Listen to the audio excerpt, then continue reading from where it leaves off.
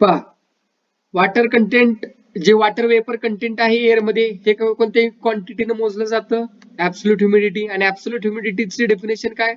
Mass of vapour present in unit volume of air, म्हणजे unit एकक air म्हणजे एक युनिट व्हॉल्यूम ऑफ एअर मध्ये जेवढे काही मास ऑफ वॉटर प्रेझेंट आहे याला काय म्हटलं जातं? ऍब्सोल्यूट ह्युमिडिटी म्हटलं जातं. आणि ऍब्सोल्यूट ह्युमिडिटी हे ऍक्च्युली कशामध्ये मोजलं जातं? तर इथे पाहू शकता, किलोग्रॅम पर मीटर क्यूब ह्याच्यामध्ये मोजलं जातं. The feeling of humid or dry nature of the air not only depend upon the amount of vapor in there. फक्त हे ऍक्च्युली आपण आता वरी सांगितलं होतं ना, वेपर ऑफ एअर किती प्रेझेंट आहे त्याच्यावर डिपेंड असतात, तर त्याच्यावर नसून आणखीन सुद्धा हे कशावर डिपेंड आहे तर पाहूया. तर it also depend on how close that amount is for making the air saturated with vapour. म्हणजे किती नियर बाय आहे, क्लोज आहे, किती क्लोज आहे कशासाठी? एअरला सॅच्युरेट करण्यासाठी वेपर सोबत. It means that it depends upon temperature, म्हणजे सांगायचं तात्पर्य कशावर डिपेंड आहे? It also depend upon temperature. कशावर डिपेंड आहे? It also depend upon the temperature. The ratio of actual mass of water content in the air for a given volume and temperature to that required to make the air saturated with vapor at the temperature is called relative humidity. कशाचा ratio? पहा, actual mass of water vapor content in air in a given volume, एखाद्या जे काही ठराविक असा given volume असतं ना, त्याच्यामध्ये जो काही actual mass of water vapour आहे तो. तर आणि कुणाचा ratio? And temperature. And temperature कुणाचा रेशो? आणि टेम्परेचरचा जो काही रेशो आहे कशासाठी? To that require to make air saturated. काय? तर ते एअरला सॅच्युरेट करण्यासाठी with vapour at that temperature, त्याला म्हणतात रिलेटिव्ह ह्युमिडिटी. आणि पर्सेंटेज रिलेटिव्ह ह्युमिडिटीचा फॉर्म्युला काय? तर पाहू शकता या ठिकाणी, percentage relative humidity is equal to actual mass of water vapour content in the given volume divided by mass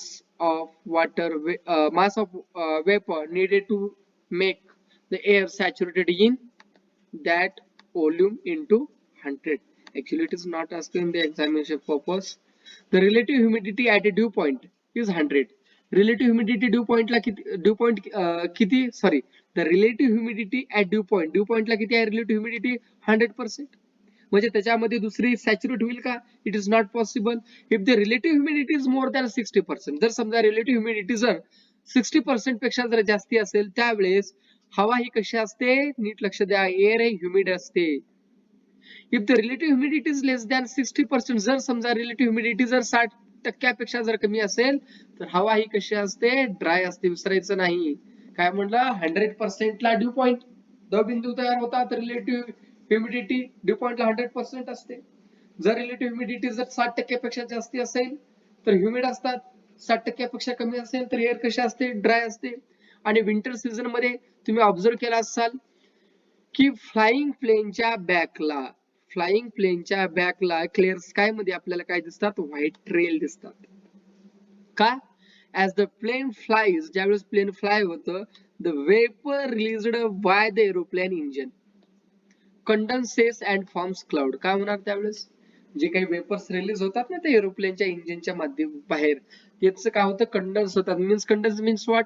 gas converted into solid, धुक्याच्या स्वरूपामध्ये. आणि त्याच्यामध्ये काय होतात? क्लाउड्स तयार होतात, ढग तयार होतात.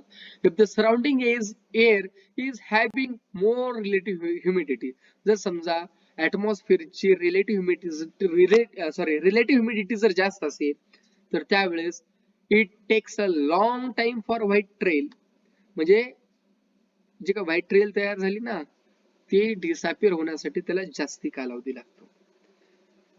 आणि कशामुळे तयार होतं? Due to condensation of the vapour. Okay.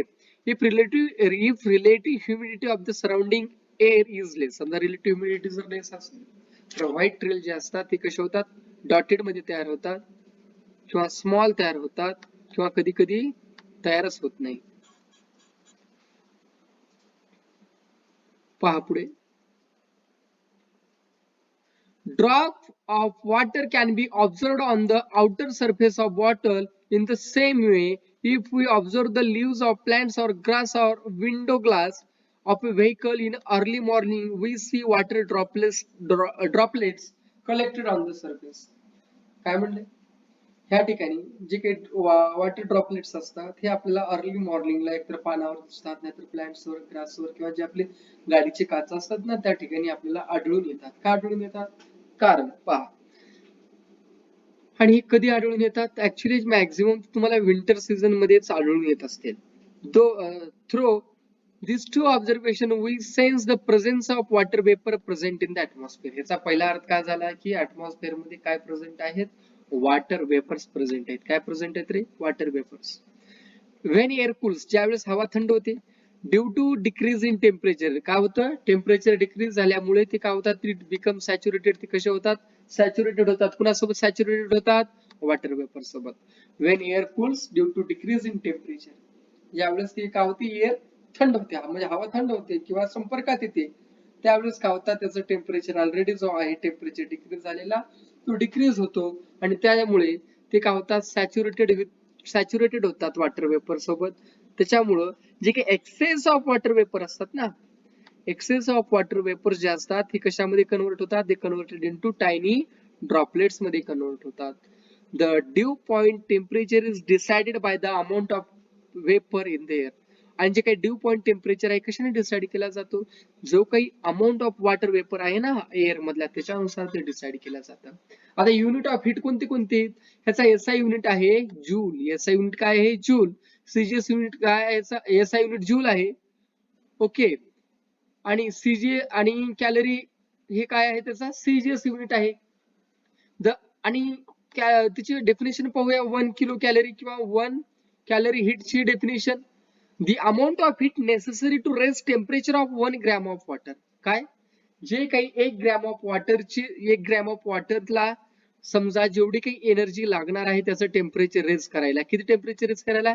1 degree Celsius पासून, sorry, the amount of heat energy to raise temperature of 1 gram of water by 1 degree Celsius. म्हणजे आपल्याला ह्या ठिकाणी 1 ग्रॅम ऑफ वॉटरचं टेम्परेचर 1 डिग्री सेल्सिअस ने वाढवायचं आहे. कितीपासून? 14.5 डिग्री सेल्सिअस ते 15.5 डिग्री सेल्सिअस पर्यंत वाढवायचं असेल, त्याच्यासाठी जे काही आपल्याला अमाऊंट ऑफ एनर्जी लागणार आहे त्याला म्हटलं जातं 1 कॅलरी हीट म्हणतात. सिमिलरली त्याच पद्धतीने 1 किलो कॅलरी हीटची डेफिनेशन सारखीच आहे. Amount of heat necessary to raise the temperature of 1 gram of water by 1 degree Celsius. 1 gram of water temperature जो काही लागत असेल, 1 किलोग्रॅम ऑफ वॉटर चं टेम्परेचर 1 डिग्रीने वाढवायला आपल्याला 14.5 डिग्री सेल्सिअस पासून 15.5 डिग्री सेल्सिअस पर्यंत जेवढा काही अमाऊंट ऑफ हीट एनर्जी लागणार आहे याला काय म्हणतात? 1 किलो कॅलरी हीट असं म्हटलं जातं. आणि 1 किलो कॅलरी बरोबर 1000 कॅलरी इतकं असतं. ओके. आणि if we heat 1 kilogram of water by 1 degree Celsius, जर समजा आपण 1 किलोग्रॅम ऑफ वॉटरला 1 डिग्री सेल्सिअस एवढ्या टेम्परेचरने इन्क्रीज केलं तर त्याचं डिफरन्स टेम्परेचर रेंज किती आहे? 14.5 डिग्री सेल्सिअस ते 15.5 डिग्री सेल्सिअस आहे. त्यावेळेस जे काही amount of heat energy required होणार आहे स्लाइटली कशी असते? थोडी डिफरंट असते. त्यामुळेच actually it is essential to define a specific temperature range. म्हणून काय आहे की स्पेसिफिक टेम्परेचर रेंज जी आहे हे डिसाईड करणं गरजेचं असतं ज्यावेळेस आपण काय करतो? एखादी डिफाईन करतो, युनिट ऑफ हीट डिफाईन करतो त्यावेळेस. कॅलरी आणि जूल हे कसे असतात? एकमेकाला कोरिलेटेड आहेत. 1 कॅलरी बरोबर किती आहे? 4.18 जूल असतं. किती असतं? 4.18 जूल इतकी त्याची किंमत आहे. आता याच्यात थोडी माहिती घेऊया आपण सायंटिस्टची. जेम्स प्रिस्कॉट जूल, 1818 साली जन्म, 1819 साली त्यांचा मृत्यू झाला. आणि हा पहिला पर्सन होता की त्यांनी दाखवलं की kinetic energy of tiny particles of matter, जी काही मॅटरचे टायनी पार्टिकल्स असतात त्याची जी कायनेटिक एनर्जी आहे ही हीट एनर्जीच्या फॉर्म मध्ये अपेअर होते. And also that energy can be converted from one form to another. आणि काय करता येते? एका फॉर्म मधून दुसऱ्या स्वरूपामध्ये रूपांतरित करता येते. Conversion of heat energy to work gives the first law of thermodynamics. म्हणजे काय? हीट एनर्जीचा कशामध्ये?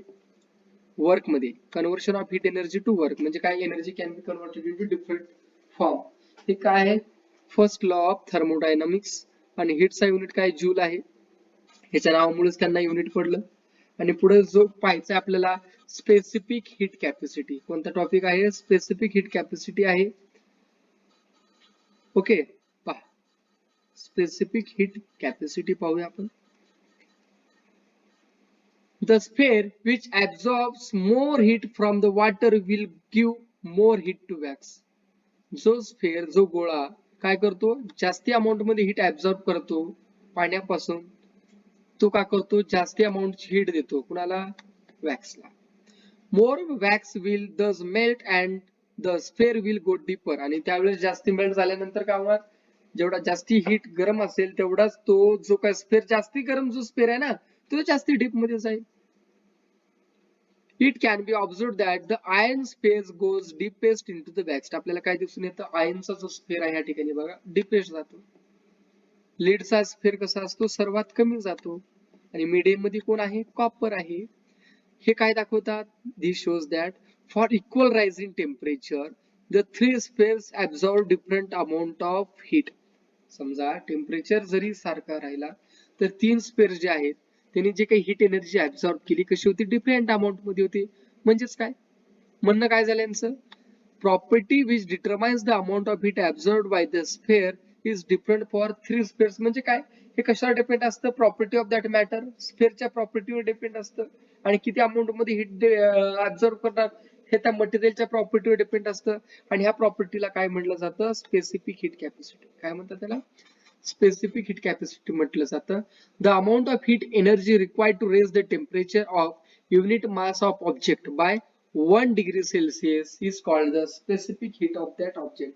जेवढी काही एनर्जी, किती, जेवढी काही हीट एनर्जी रिक्वायर होते टेम्परेचरला इन्क्रीज, म्हणजे 1 डिग्री सेल्सिअस टेम्परेचर इन्क्रीज करण्यासाठी युनिट मासला, याला काय म्हटलं जातं? Specific heat of that object. आणि प्रत्येकाचा कसा असतो? वेगळा असतो. इथं पाहू शकता वॉटरचं 1 आहे, पॅराफिनचं 0.524 आहे, केरोसिनचं 0.52 आहे, अल्युमिनियमचं 0.215 अशा पद्धतीने आहे.